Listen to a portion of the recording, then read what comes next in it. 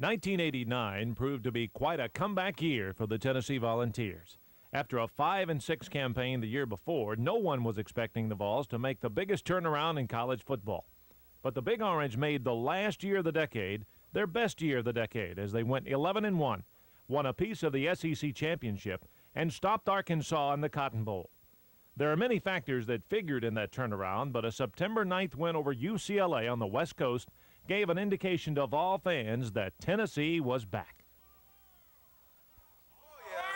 Small world! Small world! The 1990 season would literally begin on the West Coast as UT agreed to play in the inaugural Pigskin Classic. Taking the game at Anaheim was questioned as the Vols would face Colorado, a team who went 11-1 themselves the previous year and entered their Orange Bowl game with Notre Dame as the nation's #1 team.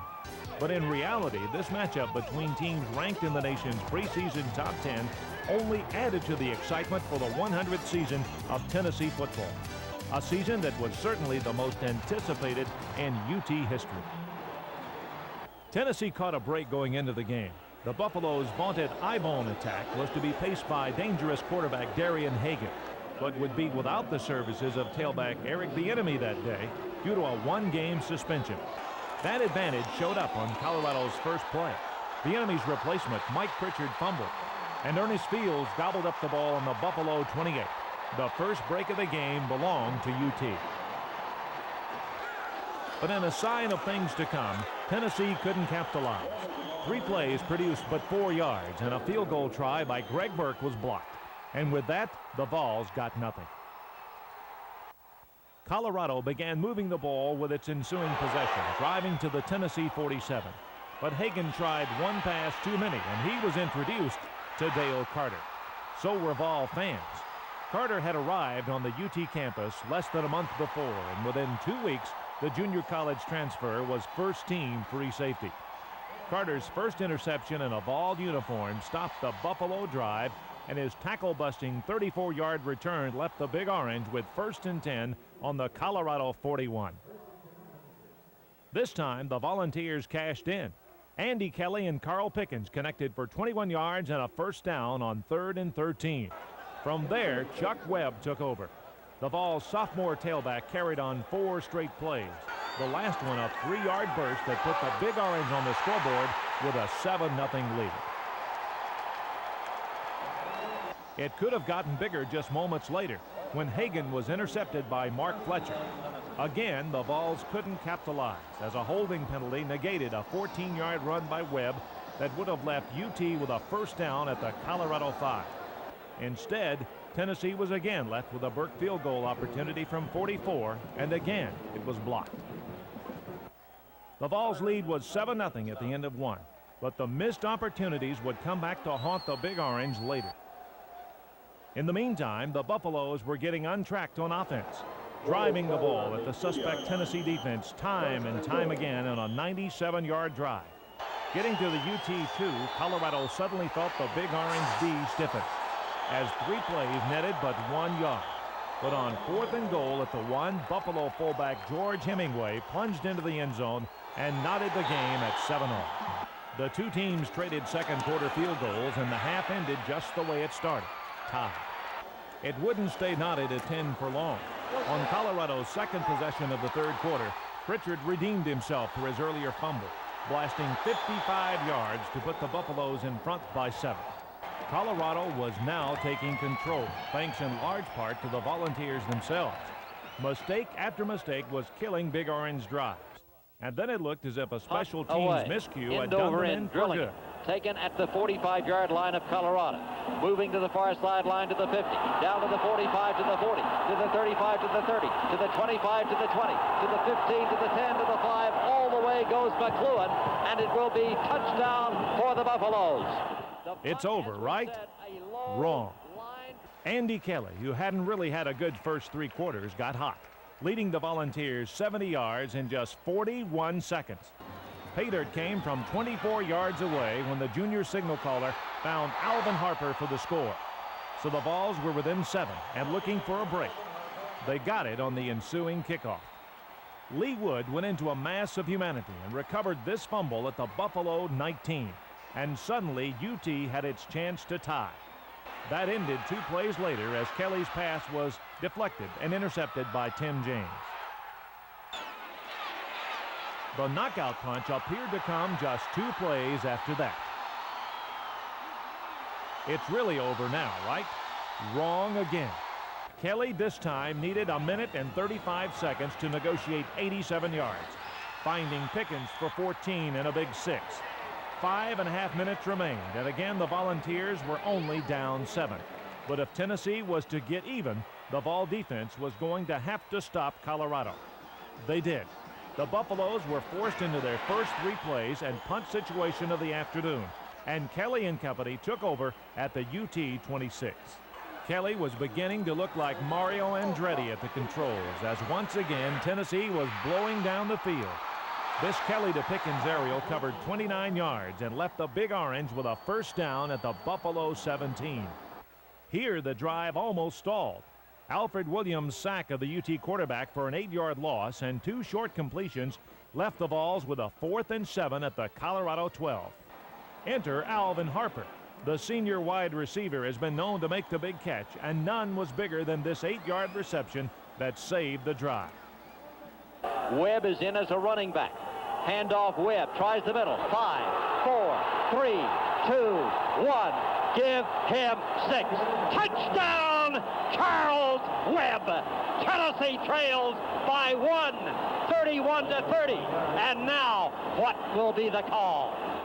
The call was for the extra point team, and Burke converted to give the Vols a tie. 2:17 was left, and the Buffaloes were devoid of a passing attack. Colorado reached its own 45, and on a 4th and 8 chose to punt and accept the tie. After all, Tom Ruin's kick put the Volunteers at their own 23 with just 30 seconds to play. But in the furious pace of the 4th quarter, the Buffalo defenders were worn out, and 2 Webb runs and a crucial too many men on the field penalty left Tennessee at the Colorado 41.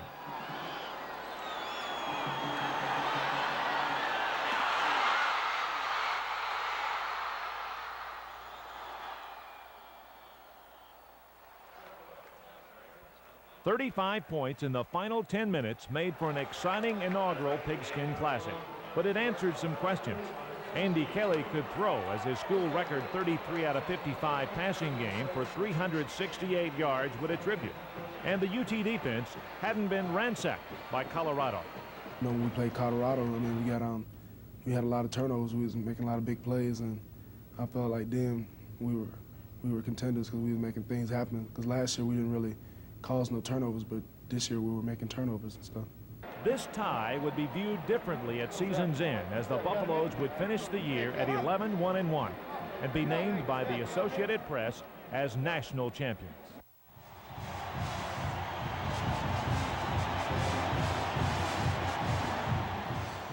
From the West Coast, back home to play a team from the West Coast.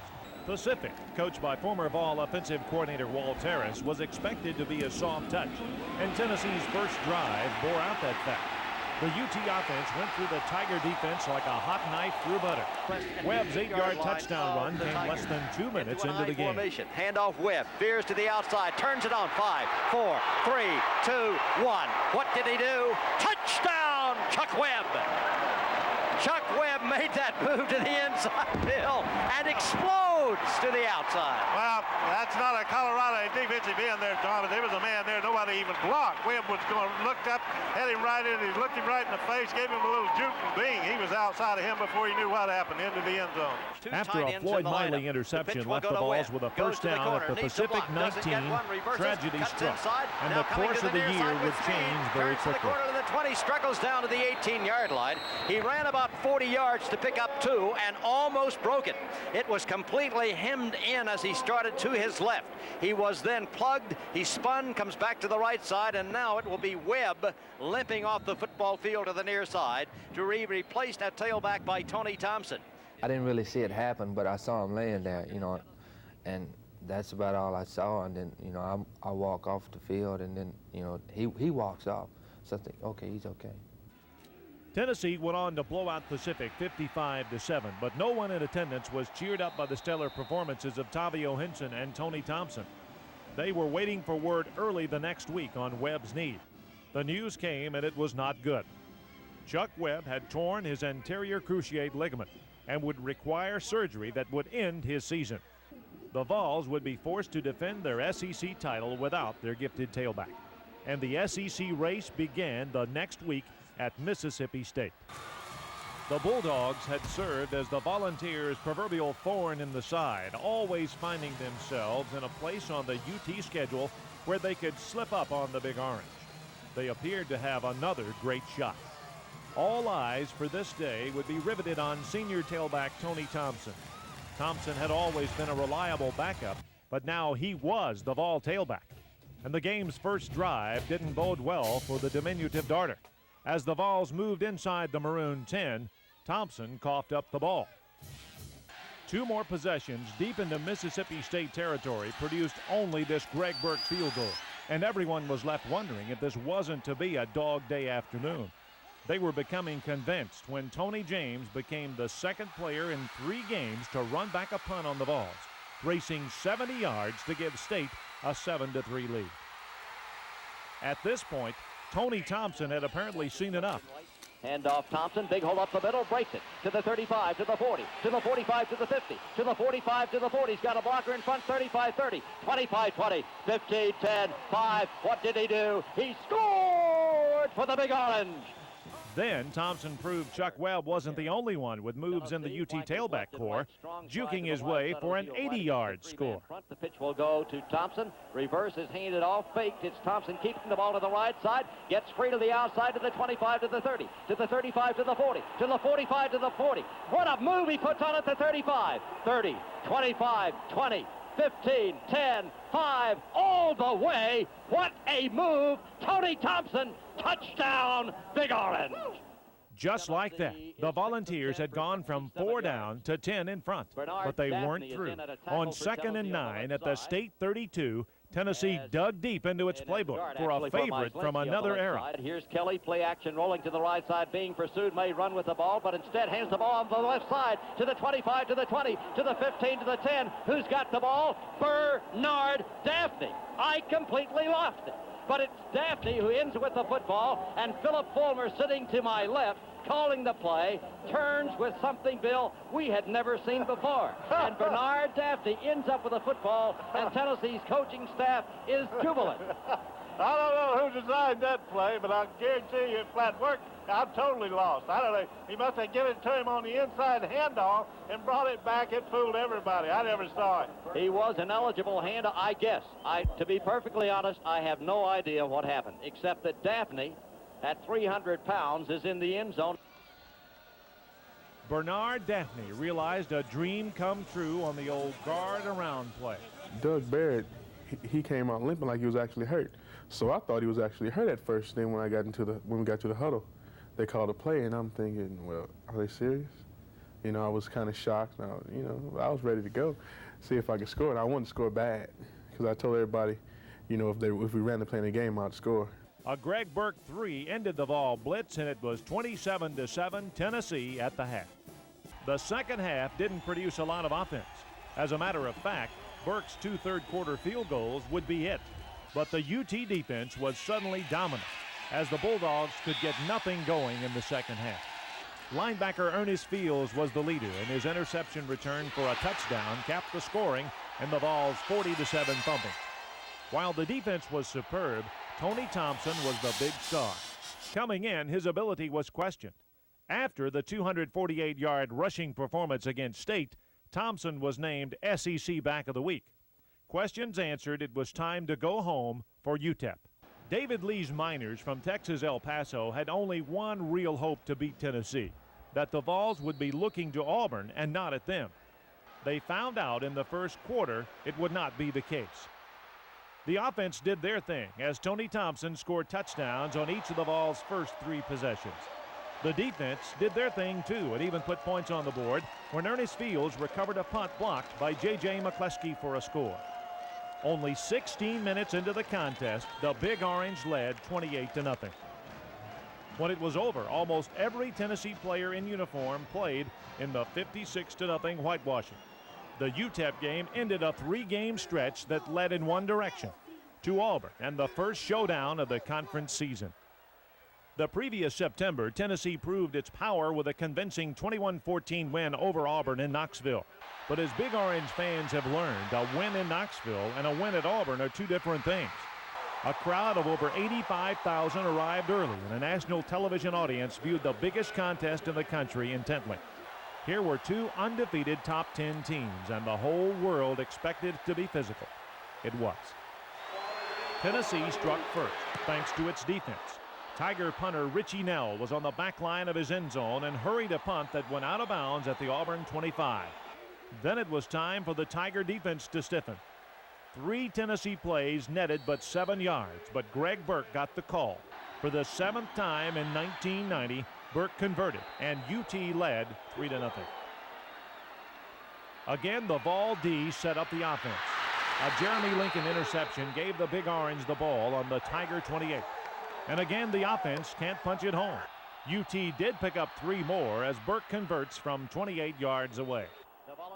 Midway through the second quarter, the Volunteers get the big play to extend their lead. Auburn may come with the pressure. Here it is. Kelly dumps the pass down and out. The pass is complete. Pull down at the 40, to the 45, up to the 50. He turns it on to the 45, to the 40, to the 35, to the 30, to the 25, to the 20, to the 15, to the 10, to the 5, to the 4, 3, 2, 1. Touchdown, Alvin Harper!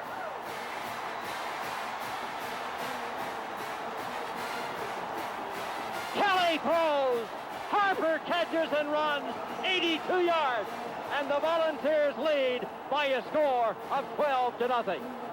How sweet it is. What a beautiful play. I'll tell you what, John, that was a terrific throw. He beat the man barely to the outside, but what tremendous running by Harper after he got the ball. He did a terrific job of being able to stay in bounds. I thought he was going to go out of bounds with it, so he slowed up to stay in bounds and made the cut back, and they'd made 2 or 3 different moves down the field. What a terrific run.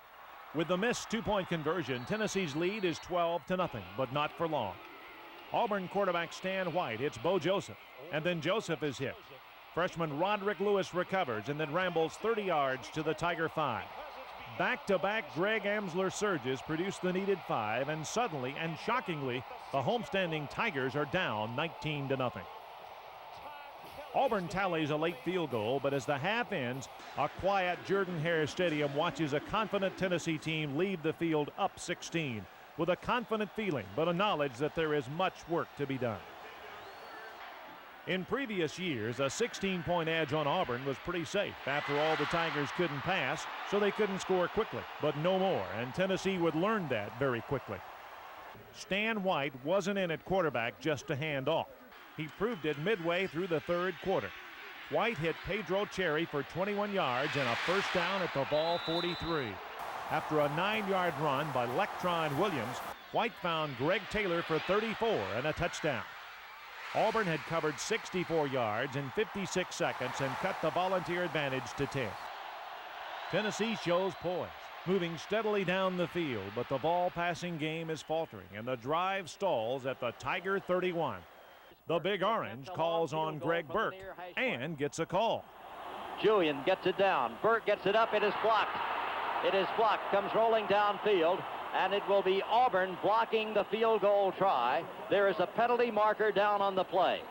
A penalty marker is down on the play. And the indication is as Pat Dye comes racing out onto the field, and he is standing out there, and he is violently protesting what appears to be a call against Auburn. He's now yelling for, I think, a timeout. I'm not sure. And we don't know what the penalty is going to be, but the indication is that it's roughing or falling into or knocking a personal foul on the kicker would be my judgment. So it's first down at the Auburn 16, and as the Tigers argue the call, the Vols go for the knockout punch. After moving to the 2, Tennessee picks up what appears to be a fatal procedure penalty, backing themselves up to the 7. But Kelly, who was struggling with his throwing, wasn't having any problem checking off. He called this short side option at the line, and Amsler took it home. Tennessee 26, Auburn 9 with 14:48 remaining. That's when Stan White really went to work, and all the breaks began to go the Tigers' way. White began filling the air with footballs and finding his receivers. At the UT 23, the first of the breaks came. White hits Taylor, who coughs up the ball, but an alert Shane Wasden recovers for the Tigers. And Auburn gets a Jim Von Weil field goal out of a drive that would have been stopped if the Vols had grabbed the fumble. The Big Orange offense picked the wrong time to bog down, and 3 plays later, the hot-handed White got another crack. This time, the UT defense stiffened, and with 10 minutes to play, Auburn faced a 4th and 6 at the Vol 45. White wasn't intimidated. Playing with the cool of a seasoned veteran, he found the little-used Herbert Casey for 10 yards and a first down.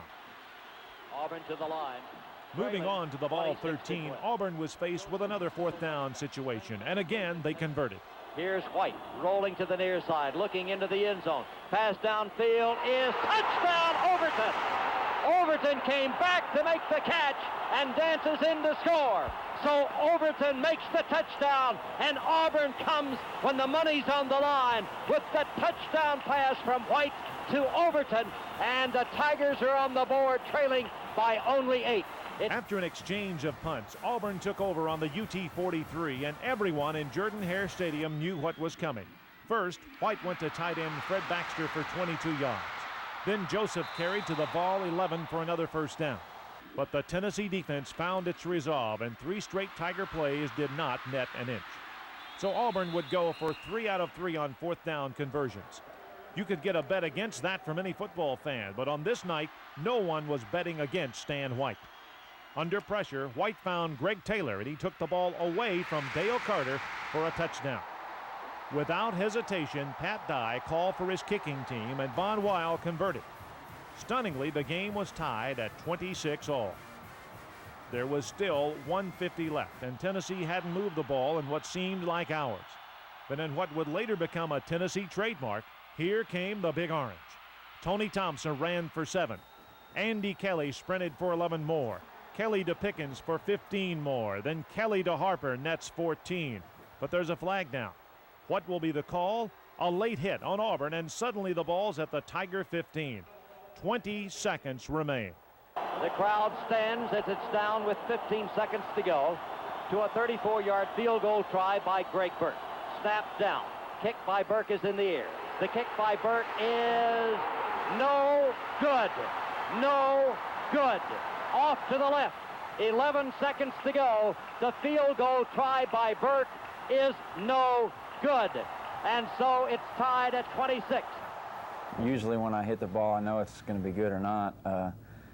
That kick I just didn't know, and when I looked up and saw it sailing off to the left, my heart was just in my throat, and I didn't know what to think or what to do. All I could do was hang my head and just look to the sidelines and try and find somebody that, I could go and stand next to and hope that I would still be accepted on the sidelines. And I was, and it was just kind of a sickening feeling, I guess, in my stomach. Giant T down below, and the Big Orange is massing at the north end of the football field right now in a big game for the Big Orange and the blue and orange of Florida, because the winner stays undefeated. 9th-ranked Florida at the south end. 5th-ranked Tennessee now coming out of the tunnel at the north end. You hear the enthusiasm building. You see cheerleaders from years past joining this year's cheerleaders because it is homecoming 1990. And as the crowd begins to roar and roar and roar to the deafening cheers of 95,000 fans, the Volunteers coming out to the gate in orange and white. The crowd comes alive. The Volunteers are ready. It's time, ladies and gentlemen. It's football time in Tennessee. After a week off, Tennessee returned home for a homecoming battle with unbeaten Florida. The Gators had to be chomping at the bit to get at the Volunteers. After all, the Big Orange had looked pretty susceptible to the pass in the Auburn game, and passing is what Steve Spurrier's Florida team does best. Emotion also appeared to be on the Gators' side. They had been put on probation only weeks before, so there would be no bowl game or SEC championship for Florida in 1990. The Tennessee game was a bowl game for the Gators. After a scoreless first quarter, Tennessee got on the board first as Greg Amsler scored from a yard out. On defense, the Big Orange was dominating Florida, and the Gators could manage only this Arden Krzyzewski field goal. But on the half's final play, the Gators had a chance to change the course of the game. Will White intercepted this Andy Kelly Hail Mary and appeared on his way for a go-ahead score. White got tangled with one of his own players and slid to the turf, leaving Tennessee with a precarious 7-3 lead. Everyone was expecting Florida to explode, but Dale Carter and the Tennessee defense took care of that. Kentucky. Here's the kickoff coming downfield. Tennessee's going to take the ball at the 10. Back up to the 15, working to the 20, stutter stepping to the 25, breaking to the 30, outside to the 35 to the 40, to the 45 to the 50, cutting to the far sideline down to the 45 to the 40, 35-30. Is there a flag on the play? I don't see one. 15, 10, 5, 4, 3, 2, 1. Touchdown! Carter! Tennessee scores on a kickoff return by Dale Carter, and Tennessee explodes into a 13-3 advantage. What a run back by Dale Carter. That one will go in the highlight film, John. That's a run of the year. What a run that was. He broke made a beautiful move early on to find a little daylight, and then broke some tackles, had 2 people hit him. Great cut back to the middle of the field. What a run.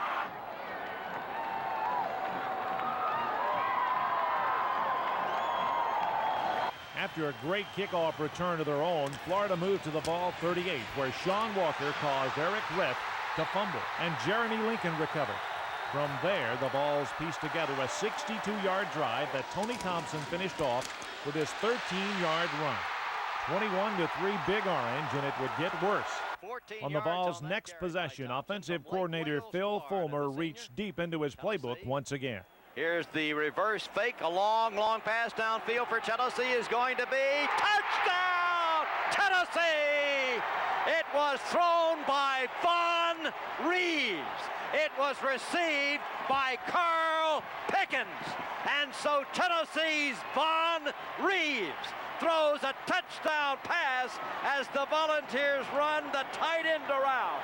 And the pass to Pickens for 47 yards. An end-around pass. We haven't seen that in a long time, John, but I love it. That they really suckered Florida with it, and he pulled it up and let it fly, and he just threw it as long and deep as he could and let the man run under it. The defense was satisfied with a 25-point lead, so they put some points of their own on the board. Reggie Ingram, forced into action at middle linebacker for the suspended Dotson, picked off this Brian Fox pass and rambled 22 yards to give Tennessee a 35-3 advantage. But there would be no let-up and no comebacks on this night. The magnificent Carter intercepted his second pass of the game and raced 31 yards to set up a Greg Burke field goal. Seconds later, Ingram pounced on this Florida fumble at the Gator 23, setting up the Vols' final touchdown, which came on this Sterling Hinton run. On an electric night at Neyland Stadium, Tennessee's 45-3 win was a clear indication that the Vols were legitimate national championship contenders. They could beat a good team and had a strong defense.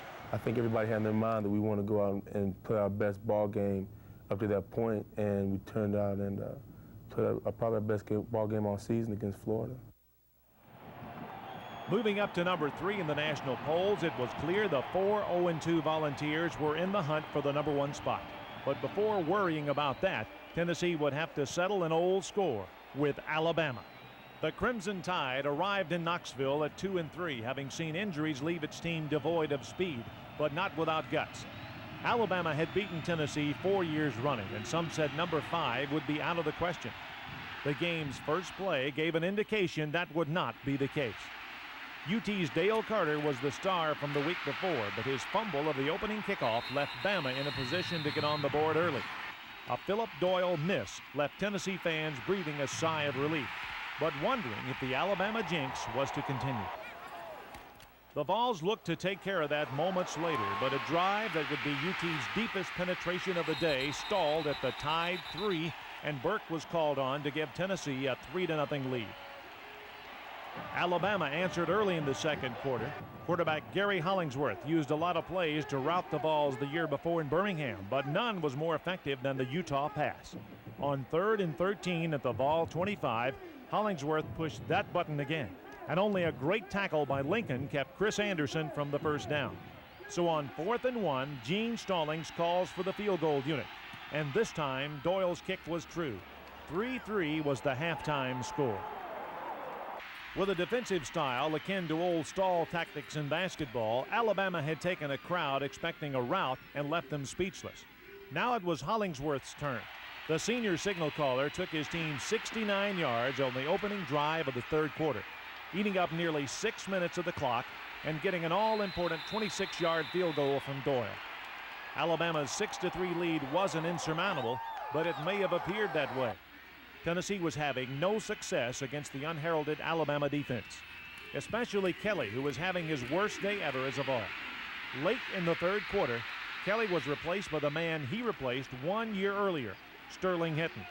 Hinton would fare only a bit better, but a broken wrist on a fourth period run would leave him out for the rest of the year. In the face of this offensive inefficiency, the Vol defense was playing brilliantly once again, and it became clear that if UT were to pull this one out, it would be up to the Big Orange D. Early in the fourth period, they made it happen. Darrell Hardy blasted Robert Jones at the Bama 33, and the Vols were alive as Walker recovered. But 3 plays produced nothing, and Johnny Majors took a chance. He sent Burke to try a 51-yarder. Julian to hold. The kick by Burke is in the air. It's angling downfield. The kick by Burke is good. Burke knocks home a tying 51-yard field goal.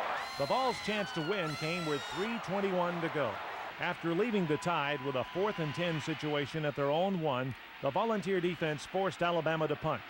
This Dale Carter return set up the UT offense at the Bama 35. Again, the Volunteers were going nowhere, advancing the ball just 2 yards. So here it was, Burke again from 50, and the results were disastrous. From the left hash mark, Martin snaps, Julian holds. Burke tries the field goal. It is blocked.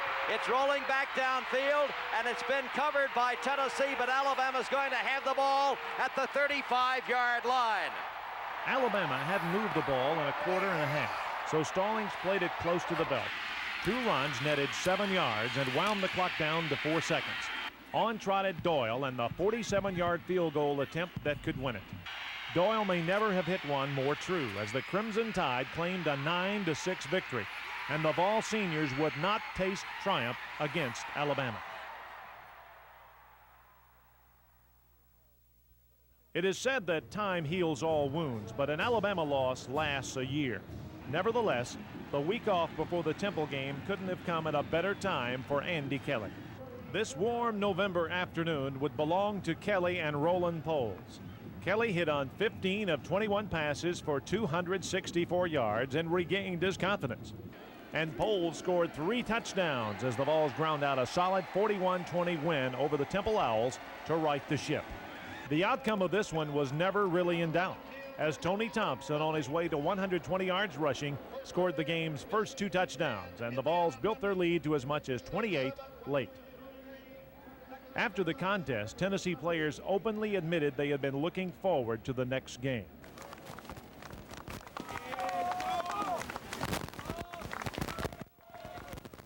Tennessee fans had been looking forward to this game for a year. The national media was out in force in Knoxville. The world was watching on CBS television, and fans around the country were expecting a shootout. In Tennessee's glorious 100-year history, rarely has a game been hyped like the Vols meeting with number 1 Notre Dame. The Big Orange drew first blood on this Greg Burke field goal. But Notre Dame answered quickly as Rick Meyer hit Rodney Culver for 59 yards and a touchdown. The half ended with the 2 teams trading threes.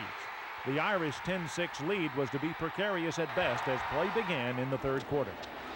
Tennessee grabbed the lead only 1:24 into the second half as Kelly led a furious charge that left Thompson to do the honors from 10 yards out. Notre Dame regained a 4-point advantage only 24 seconds later when Ricky Waters popped a 66-yard run.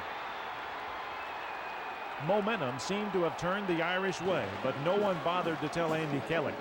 Kelly was directing the ball hurry-up offense with precision, and with 10 minutes left in the third period, Tennessee had taken the lead again. Kelly fakes to Amsler, looking, throws the ball deep into the end zone. It is touchdown, Tennessee! Alvin Harper! Kelly threads the needle on the post route, and Alvin Harper catches the ball for the Volunteers. He had the inside on All-American Todd Light, and it was Tennessee's Alvin Harper for the touchdown catch of 32 yards, and the Volunteers lead. Tennessee's 20-17 lead looked to have evaporated late in the third quarter when Craig Henrick connected on a 23-yard field goal. But Lincoln was ruled offside, giving Notre Dame a first down at the UT3. 2 plays later, Lincoln became a hero. Hardy knocked the ball out of Culver's arms, but there was Lincoln to recover. Tennessee was backed up deep and was forced to punt from their own end zone. It was at that moment that Vol fans got to see the rocket. Raheem Ismail is Notre Dame's explosive wingback, and the Big Orange had held him in check for nearly 3 quarters. That's about all you can hope for, as Ismail's 38-yard punt return set up a Henrick tray that tied it. The Volunteers broke the deadlock almost immediately. Mixing the run and pass, Tennessee moved 55 yards and took 5 minutes off the fourth quarter. In what was to be the case all season, Burke was asked to kick a pressure-packed 45-yarder, and he answered. Vols 23, Irish 20. Now all the Big Orange had to do was hold on. But that is obviously easier said than done. A 20-yard Chapman punt left the Irish in business at the Vol 43. And 4 plays later, here's Waters for 10 yards and the go-ahead score. The clincher came a minute 30 seconds later. After a Kelly interception, Ismail took the handoff and exploded down the sideline for a 44-yard touchdown. Notre Dame was in front, 34-23, with just over 3 minutes left. Fans who streamed to the exits to beat the traffic missed it. Kelly hit 6 of 9 passes on a hell-bent drive to the Irish goal line. And again, it was Alvin Harper with the clutch catch. Kelly back to throw, looking into the end zone. Man is there. Touchdown, Big Orange, to Alvin Harper. So Kelly goes up top, and Harper comes down with the football, makes the catch, and now Tennessee trails 34-29. You know what made that play, John? And he delivered the ball immediately. He threw it, and he threw it out there and let Harper run under it instead of have to go out there and wait for it, and it takes so long to get it delivered. A couple of Vols managed individual records in the game. Kelly hit on 35 of 60 passes for 399 yards. All of those numbers are school records. Same goes for Carl Pickens, 13 receptions. We had a lot of chances to beat them, but we couldn't make the most of them. And, we lost in the last second. We fought them for a whole 60 minutes. I think we proved to them that we could play, even though we were 9 and they were number 1. I think it showed them and it showed us that we could play with anybody in the country. The 34-29 defeat at the hands of the Irish was Tennessee's first in the month of November in 6 years. But there was plenty left to play for. Florida had embarrassed Auburn the previous week, leaving the Tigers tied with UT in the SEC race. But far below the Volunteers in the national polls. That meant one thing. Winning the last 3 would leave them in the Sugar Bowl. The drive to New Orleans began with a drive to Memphis to face 8-1 Ole Miss. The Rebels were in the same boat as the Volunteers. If you mark out, you go to the Sugar Bowl. So this game was the most important between the two schools in over 20 years. Ole Miss coach Billy Brewer called it his university's most important game ever. Maybe that could account for the Rebels' stage fright.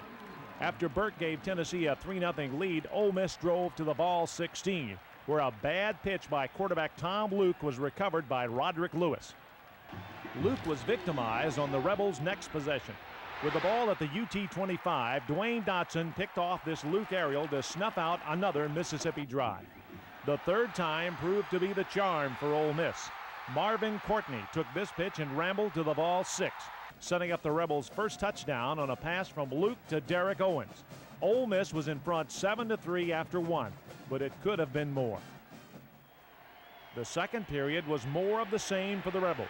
Luke ran for 23 yards into Tennessee territory, but it was cracked by Lewis and Lincoln fell on the ball. Then after driving to the ball 17, kicker Brian Lee misfired on this field goal try.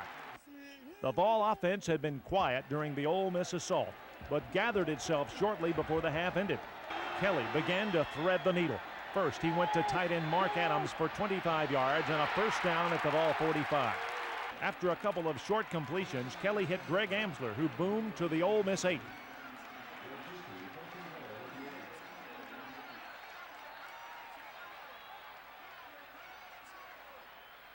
Then with 3rd and goal at the 1, Kelly and Harper hooked up to provide the Big Orange with a 10-7 halftime lead. Amazing when you consider Mississippi had driven into UT territory 5 times and scored only 7 points.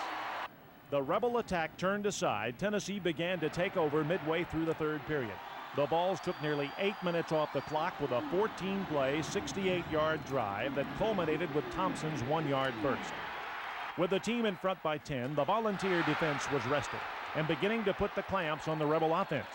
Meanwhile, the Vol offense turned to Amsler, much as they had turned to William Howard against the Rebels 3 years before.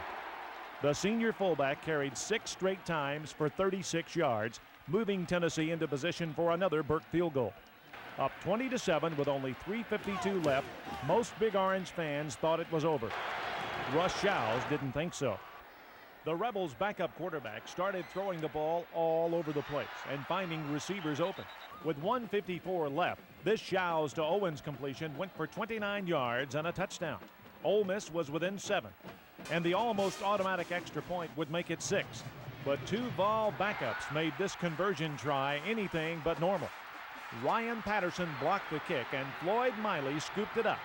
Almost running out of gas along the way, Miley made it 97 yards to the other end zone, writing his name in the Tennessee record books as the first UT player to score 2 points by returning a blocked extra point.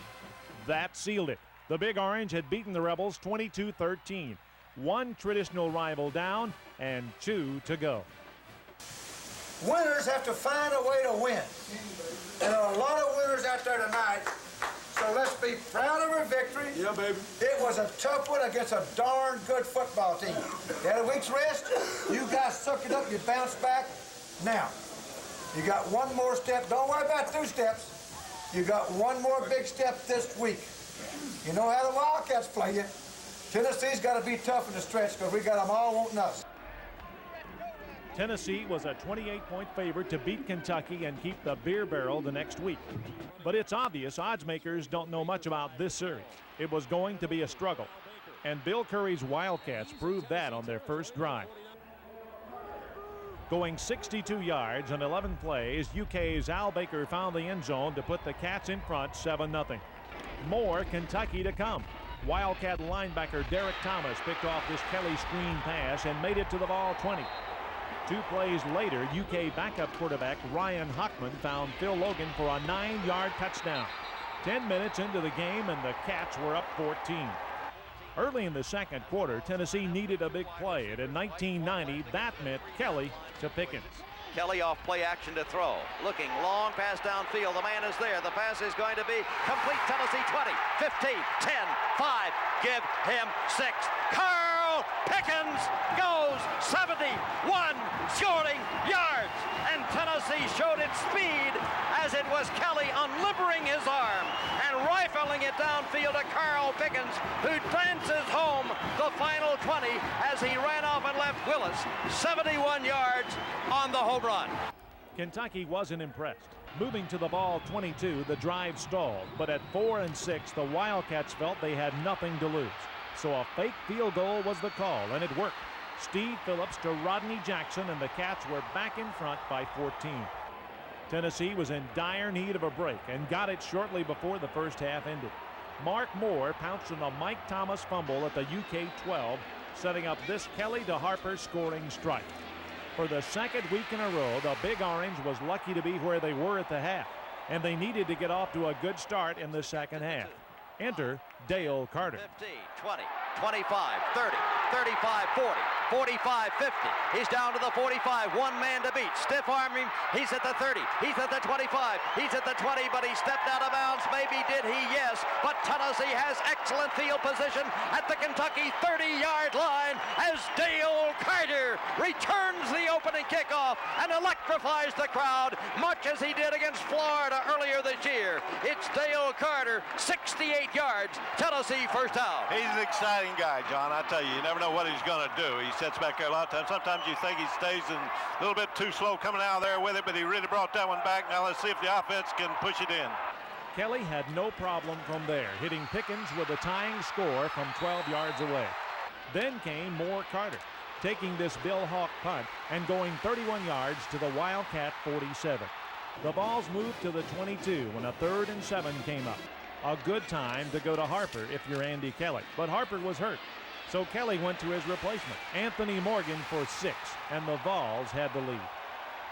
It became 35-21 shortly thereafter. Carter, obviously seeking All-American honors, picked off this Hockman aerial on his way to a 24-yard touchdown. Hockman throwing across the middle. It is intercepted. Tennessee 40, 35-30, 25-20, 15-10, 5, 4, 3, 2, 1. Touchdown, Dale Carter. Tennessee's Carter, 41 yards, and Dale Carter brings this team, brings this crowd to life. I think he's made the difference. He did it in the Florida game. He came back here in the second half, and his kickoff return kind of changed the tempo and picked Tennessee's team up, I think. Now, after a 21-point barrage, one would think that the young Cats were finished. Instead, they closed with a rush. Midway through the 4th period, Hockman guided Kentucky 55 yards into the end zone via this pass to Logan. UT led 35-28. This was the moment of truth. The Sugar Bowl was there, and now the Vol offense had to get it done. And the white-hot Kelly was the man. He hit Pickens 4 times in leading Tennessee to the UK 25. Then Kelly looked to throw again. 2 wideouts left, 2 right. Kelly to throw. Pass down and out. Caught by Pickens. He battles for a first down. He frees himself at the 15. He's at the 10. He's at the 5. He is into the end zone. Touchdown, Carl Pickens. A big, big play. Kelly's 5th touchdown set a school record and finished off Tennessee's 42-28 win over Kentucky. One more note.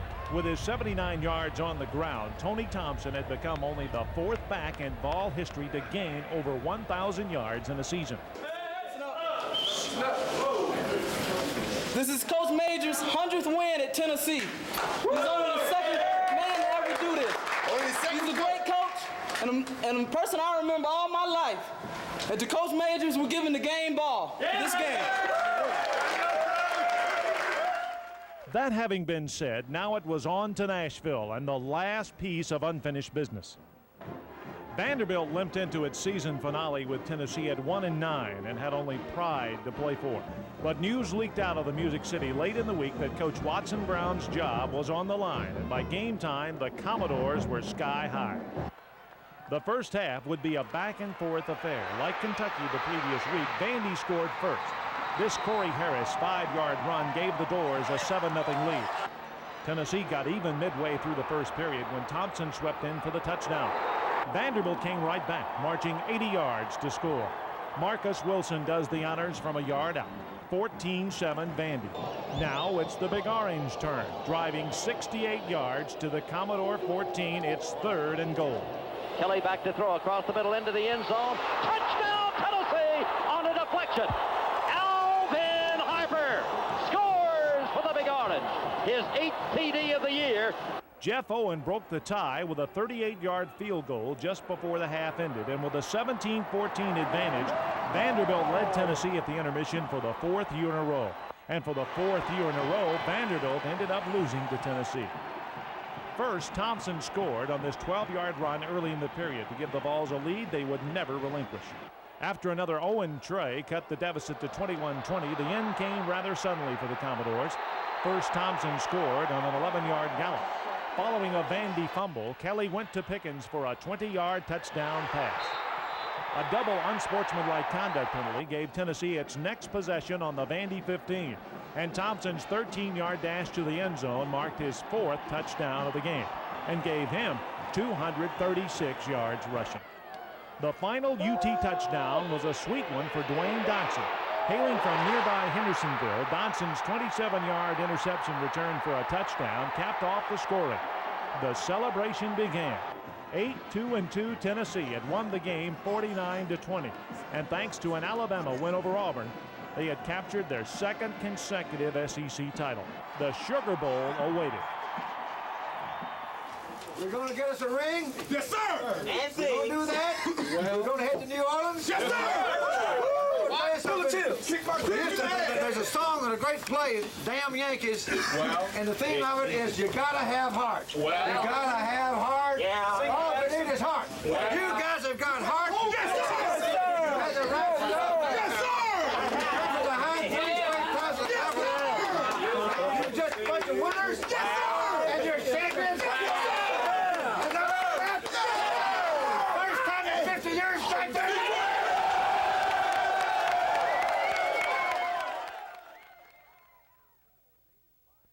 The Vols' first Sugar Bowl date in 5 years would pit number 10 Tennessee and unranked Virginia. The Cavaliers were the nation's #1 team for 3 weeks in October, but lost 3 of their last 4 games to finish at 8-3. One of the contributing factors in that slide was a thumb injury to talented Sean Moore. Moore, who finished 4th in the Heisman Trophy voting, had surgery in mid-November, but would be available for the Sugar Bowl. Would Moore be at 100%? That answer would be a key to the game. The Vols were 5-point favorites over Virginia. Some people even talked of a blowout. That would have been okay with the Tennessee fans who set the Superdome to rocking before the game. But the first drive of the night for the Cavaliers ended that kind of talk. Moore's passing to Herman Moore and the running of Terry Kirby and Gary Steele paced the Wahoos steadily down the field. Steele quieted the crowd with his 10-yard run. Darrell Hardy blocked the extra point, leaving the score Virginia 6, Tennessee nothing. Offensively, the first half would be a malady of errors for the Big Orange. On UT's first possession, the Vols moved to the Cavalier 35 before Thompson coughed up the ball. Later, Andy Kelly would suffer 2 interceptions while in Virginia territory, and Greg Burke would miss a long field goal. Virginia, on the other hand, was making it work. After a 13-yard punt gave the Cavaliers the ball at the UT 28, Moore worked his charges into position for Jake McInerney to kick a 22-yard field goal. At the end of one, Tennessee was down 9.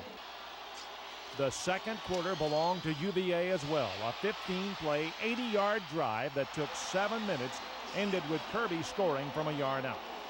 So the first half ended with Virginia in front, 16-0. It might have been worse had it not been for Sean Moore's thumb problem and Dale Carter. Moore threw for 2 open receivers on deep routes and simply could not get the ball there. Carter batted one away and intercepted this one. Moore's problems were a key later. No team this year had held the ball scoreless in the half until the Sugar Bowl. So the Big Orange went to work on their first possession of the second half to make certain it didn't happen again. The sputter and jerk drive went 55 yards and produced only 3 points. But UT was on the board and gaining confidence. 7 yards per game. It remained 16-3 until early in the fourth quarter, but on the first play of the final canto, Thompson made the big play for the Volunteers.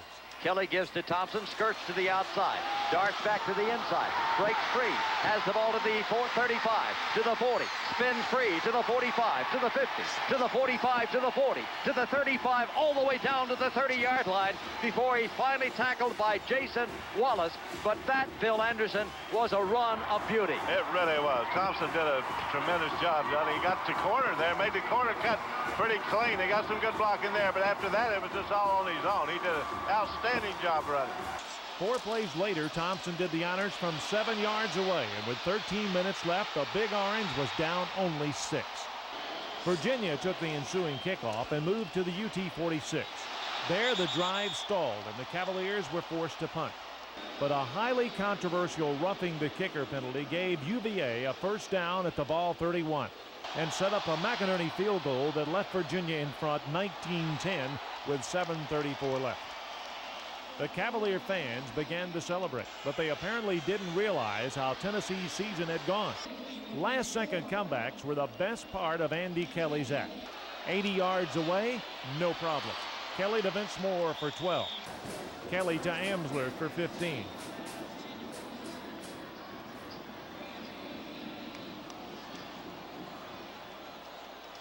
And then Kelly to Pickens for 15 yards and the touchdown.